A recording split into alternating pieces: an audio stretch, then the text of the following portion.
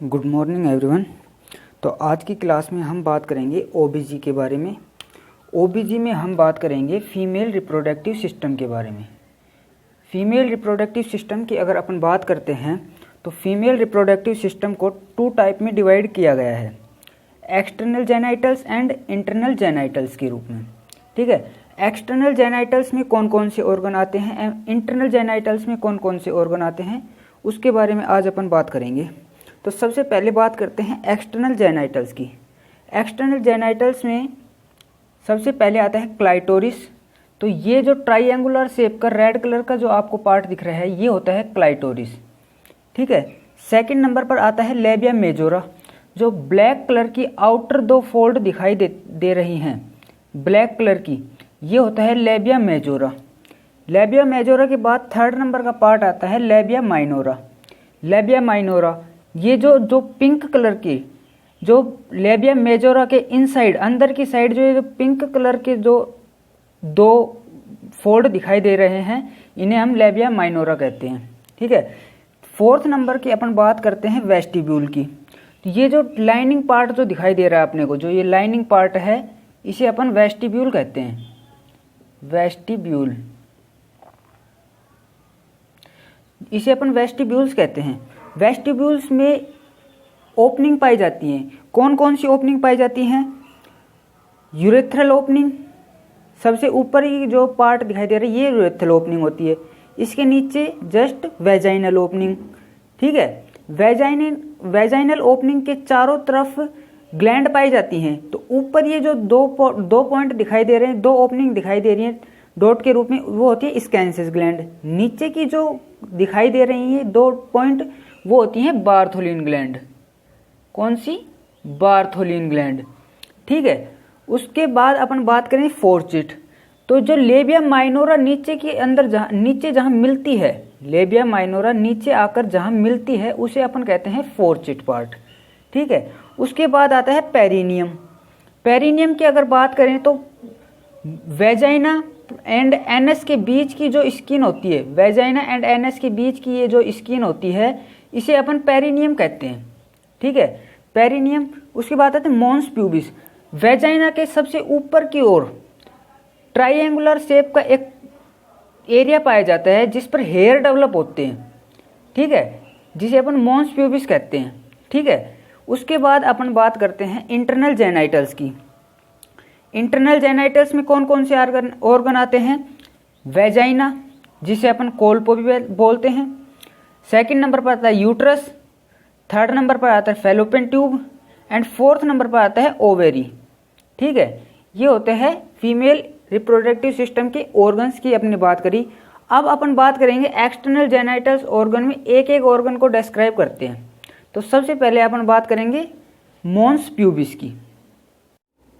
तो Mons pubis की अगर हम बात करें तो ये एक हेयरी ट्राइएंगुलर एरिया होता है जो अबव क्लाइटोरिस होता है। ये क्लाइटोरिस होती है, तो क्लाइटोरिस के ऊपर वाला जो हिस्सा होता है वो मॉन्स प्यूबिस होता है। तो मोस्ट अपर पार्ट होता है यह वल्वा का। ये पूरी स्ट्रक्चर को हम एक वल्वा के नाम से भी जानते हैं। तो ये वल्वा का सबसे ऊपरी हिस्सा होता है, most upper part of vulva.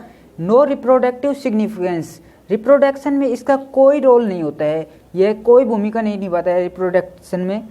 और इसका डेवलपमेंट ऑफ मॉन्स प्यूबिस का डेवलपमेंट कब स्टार्ट होता है? तो प्यूबार्की में मॉन्स प्यूबिस का डेवलपमेंट स्टार्ट होता है।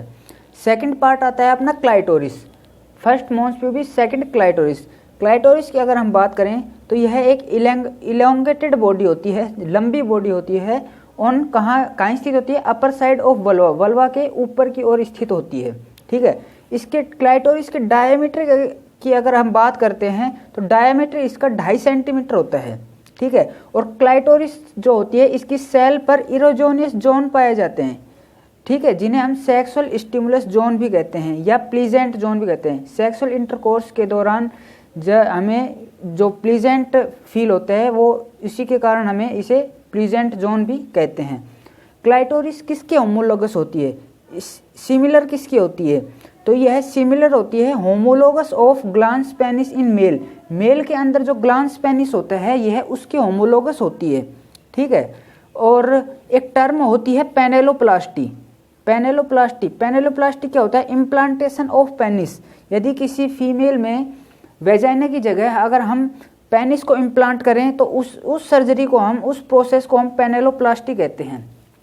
अब हम बात करेंगे लेबिया मेजोरा के बारे में। तो लेबिया मेजोरा की अगर हम बात करें तो it is outer skin fold on vulva. तो ये जो वल्वा के जो ब्लैक कलर से जो मैंने मार्क किए हैं, 2 फोल्ड होते हैं जो बाहर की साइड होते हैं, उन्हें कहते हैं labia majora.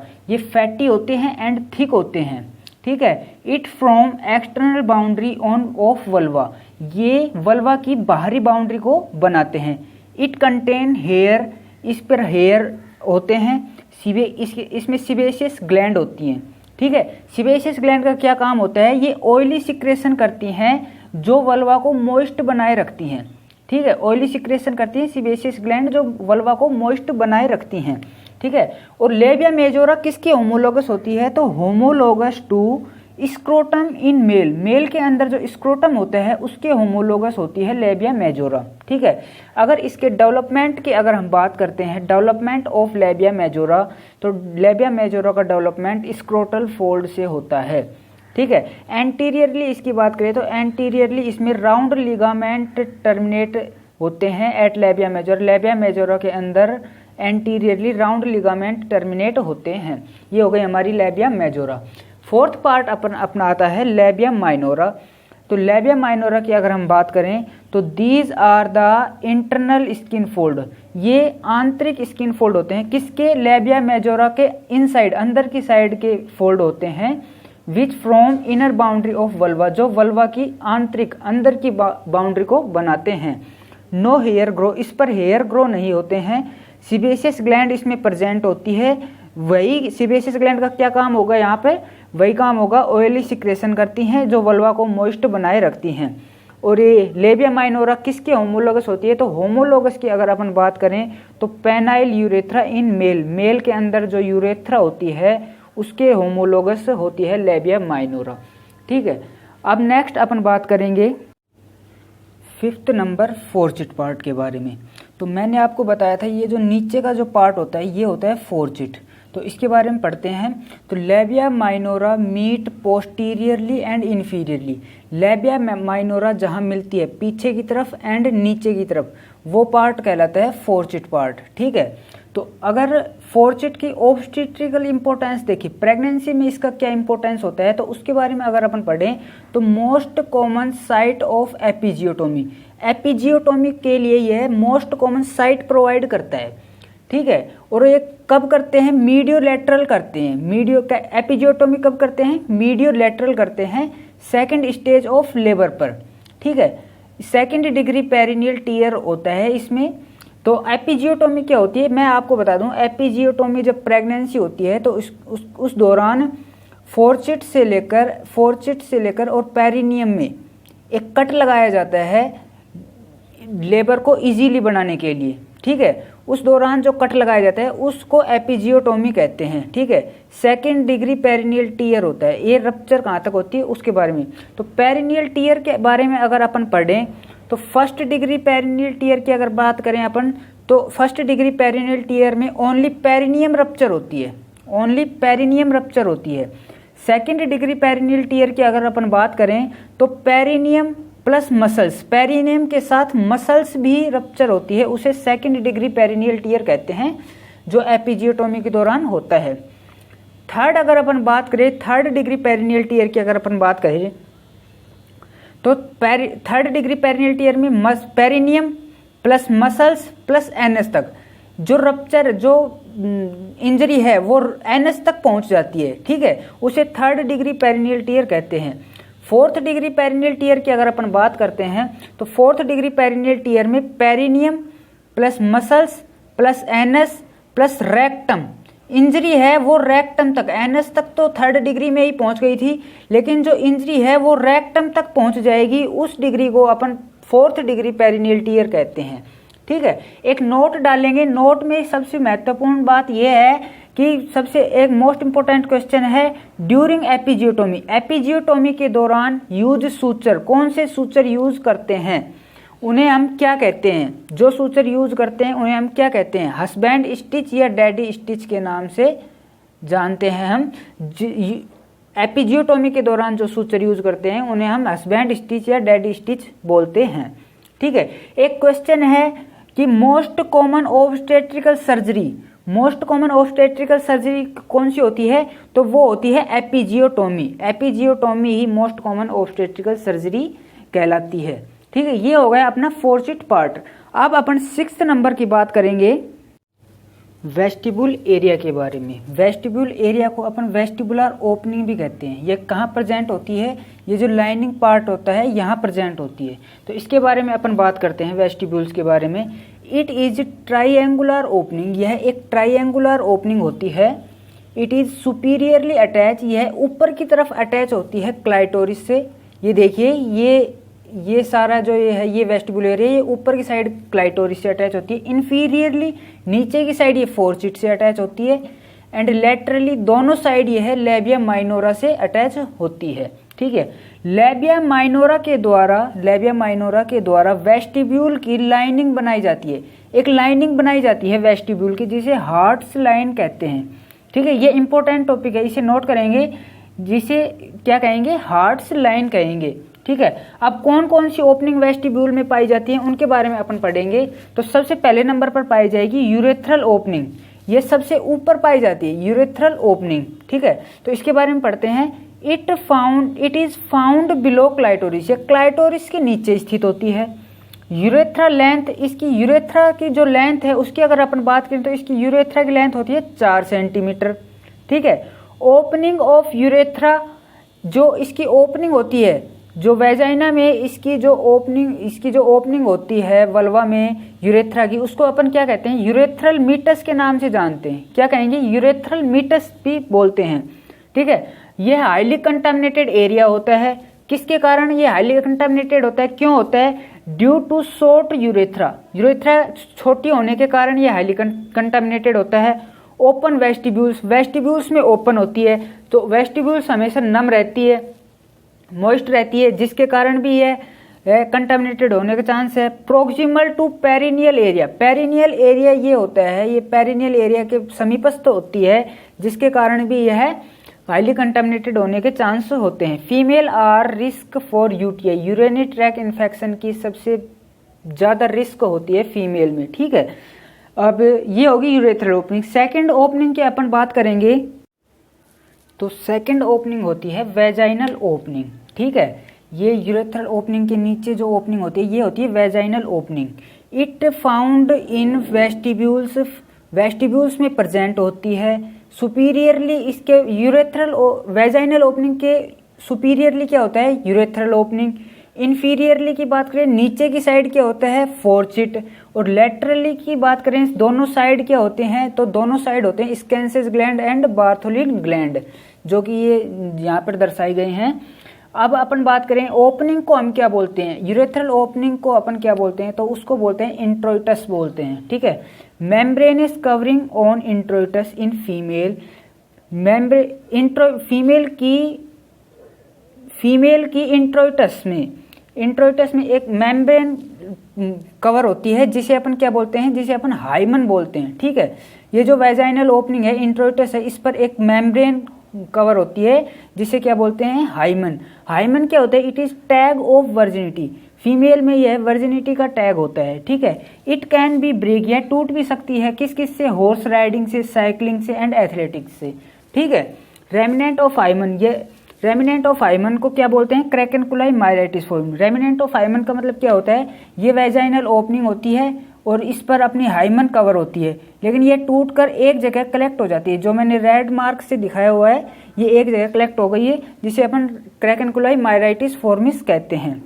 If at puberty, यदि प्यूबर्टी के दौरान hymen is intact, hymen intact रहती है, यह टूटती नहीं है। ठीक है, कवर होती है, हाइमन इज इंटैक्ट रहती है एंड एम से अकर और एम से आ जाती है, तो उस कंडीशन को अपन क्या बोलते हैं, उस कंडीशन को अपन बोलते हैं क्रिप्टोमेनोरिया। ठीक है, इसमें क्या होता है, एमसी होती है, इनविजिबल ब्लड लॉस होता है जो कि हमें दिखाई नहीं देता, और एमसी प्रेजेंट होती है, ठीक है। उस कंडीशन को अपन क्या बोलते हैं, क्रिप्टोमेनोरिया।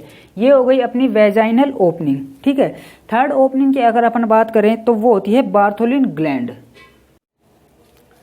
बार्थोलिन ग्लैंड की लोकेशन की अगर अपन बात करें तो Bartholin gland below the vagina, vagina के नीचे सिचुएटेड होती है।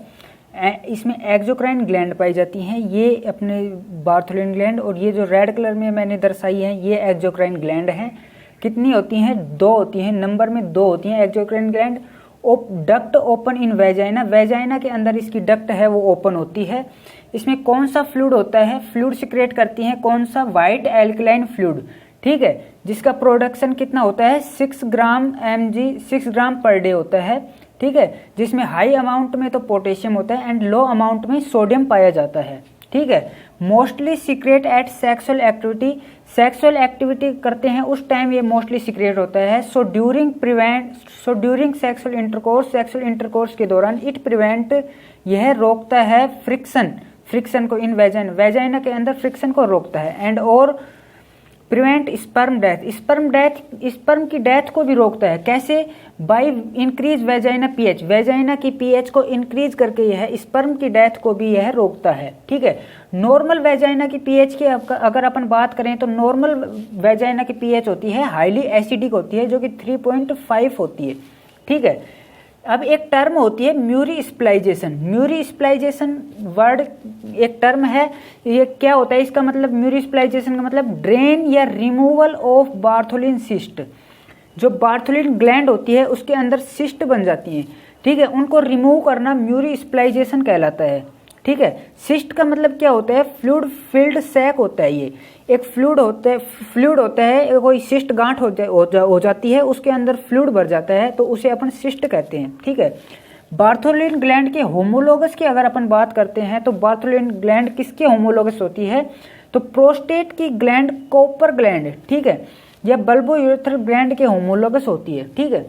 ये अपनी मेल यूरेथ्रा होती है, इसकी ये प्रोस्टेट ग्लैंड हो गई। प्रोस्टेट ग्लैंड के अंदर जो कॉपर ग्लैंड पाई जाती है उसके होमोलोगस होती है, ठीक है। कॉपर ग्लैंड की अगर अपन बात करें तो यह सिक्रेट करती है पीएसए क्या होता है, प्रोस्टेट स्पेसिफिक एंटीजन, ठीक है, इसका यह सिक्रेशन करती है। नॉर्मल कितना सिक्रेशन होता है, नॉर्मल लेवल होता है 0.4 Ng/ml इसका सिक्रेशन होता है। बिनाइन प्रोस्टेट हाइपरट्रोफी का इन्वेस्टिगेशन ऑफ चॉइस भी पीएसए ही होता है, ठीक है, जिसका सैंपल लिया जाता है किसमें, प्लेन वायल में। प्लेन वायल कैसे कलर की होती है, येलो कलर की होती है, ठीक है। PSA prostate specific antigen after 50 year, 50 साल के बाद एनुअली पर ईयर कराना चाहिए, क्योंकि क्यों कराना चाहिए, पर्पज क्या होता है, स्क्रीनिंग के लिए कराना चाहिए, ठीक है। BPH benign prostate hypertrophy is a benign tumour, एक बिनाइन ट्यूमर होती है बीपीएच, जो प्रोस्टेट कैंसर, यदि प्रोस्टेट कैंसर हो तो प्रोस्टेट बायोप्सी कराते हैं। प्रोस्टेट बायोप्सी में कौन सी नीडल यूज करते हैं, चीपर नीडल का यूज करते हैं, ठीक है। बीपीएच सबसे ज्यादा अफेक्ट करती है लेटरल जोन को, साइड के जोन को सबसे ज्यादा अफेक्ट करती है बीपीएच। प्रोस्टेट कैंसर यदि किसी पेशेंट का है तो वो सबसे ज्यादा अफेक्ट करती है सेंट्रल जोन को, ठीक है। अब हम बात करते हैं लास्ट एंड फाइनल स्कैंसिस ग्लैंड की बात करते हैं, ठीक है। स्कैंसिस ग्लैंड की यदि अपन बात करते हैं तो स्कैंसिस ग्लैंड नंबर में 2 होती है, 2 इन नंबर होती है। It is found to laterally to superiorly of vaginal opening, vaginal जो ओपनिंग होती है इसके ऊपर की तरफ यह पाई जाती है, और secret white oily secretion secret करती है इन वेजाइना के अंदर वाया डक्ट के द्वारा, ठीक है, डक्ट के द्वारा व्हाइट ऑयली सिक्रेशन सिक्रेट करती है वेजाइना के अंदर। और इसके फंक्शन क्या होता है, यह लुब्रिकेट किए रखती है द वेजाइना को लुब्रिकेट किए रखती है, ठीक है, ड्यूरिंग इंटरकोर्स के दौरान यह वेजाइना को लुब्रिकेट करती है। अगर वेजाइना लुब्रिकेट नहीं होगा तो क्या होगा, डिस्पेरियूनिया होगा। अगर वेजाइना लुब्रिकेट नहीं होती है तो डिस्पेरियूनिया होता है। डिस्पेरियूनिया क्या होता है, डिस्पेरियूनिया का मतलब होता है पेनफुल सेक्सुअल इंटरकोर्स। अपन सेक्सुअल इंटरकोर्स करते हैं उस दौरान पेन होता है तो उस कंडीशन को अपन डिस्पेरियूनिया बोलते हैं, ठीक है। स्कैंसिस ग्लैंड किसके होमोलोगस होती है, होमोलोगस की अगर अपन बात करें तो स्कैंसिस ग्लैंड मेल की प्रोस्टेट ग्लैंड जो होती है उसके होमोलोगस होती है। प्रोस्टेट ग्लैंड किससे मिलकर बनी होती है? एंडोडर्म जर्म लेयर से मिलकर बनी होती है, जिसमें कौन से टिश्यू पाए जाते हैं? कुबोइडल एपिथेलियल टिश्यू पाए जाते हैं। ठीक है, तो थैंक यू सो मच। आज अपन ने बात करी फीमेल रिप्रोडक्टिव सिस्टम में एक्सटर्नल जेनाइटल ऑर्गन्स के बारे में। कल अपन बात करेंगे इंटरनल जेनाइटल्स ऑर्गन के बारे में, डिटेल से स्टडी करेंगे। आज की क्लास को यहीं समाप्त करते हैं। यदि आपको क्लास अच्छी लगी हो तो लाइक शेयर करें और हमारे चैनल को सब्सक्राइब करें। Thank you.